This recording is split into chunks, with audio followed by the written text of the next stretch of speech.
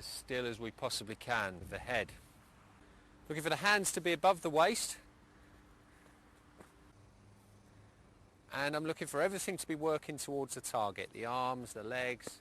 When we get through into the jump phase and the gather, we're looking for there to not be too much of a backward lean. We're looking for the arms to stay out in front of the body if possible. We don't actually want arms coming back behind the body, otherwise that'll tend to slow you down through your jump. We're also looking at the bases and looking to see if both legs can actually support the body weight. In the action, we're looking for smooth rotations, for there to be a gradual acceleration of the bowling arm all the way through to the release point. And then on release, we want to be over the front leg if possible, and during the follow through we want to go straight towards the target. The key here is straight lines. So we're just going to wander over now and do some short intervention drills. Looking at Alex bowl now, probably 6 or 7 balls, we've noticed that we haven't got complete straight lines. He's got a lot of good attributes.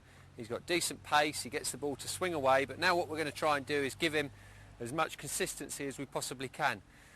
What I have noticed is that on back foot strike he tends to just fall away from the wicket a little bit, which will just lead to a little bit of an energy dissipation, and the front arm position for what I would say is a fairly midway action probably just comes across his body a little bit too much. We're just going to try and straighten that up. What we're going to do with Alex now is take him into the intervention area. So Alex, we're going to do this from a standing position. Because we are now, we're going to be making slight biomechanical adjustments. We're going to just bring him into a very controlled area. So we've got no run up, there's no directives to be adhered to here because there's actually no impact going through his musculoskeletal system at all.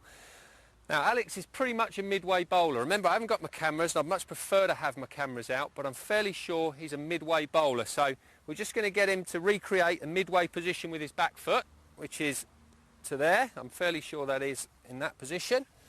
We're going to get him to go to his gather. Now, he's got a good gather, Alex, because he keeps his bowling hand out in front and he keeps his front arm out in front, which is what we want. Remember, we talk about momentum and we're looking at everything staying out in front. We don't want body parts going behind our body because it slows us down.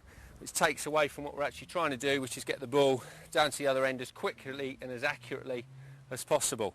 Now, the position that we were worried about, a little bit worried about, was this front arm coming across and dragging Alex's shoulders round as he went through to front foot strike.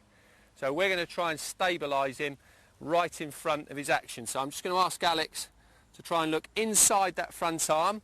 We've got his shoulders in line, his hips are midway, and we've got that back foot in a midway position as well.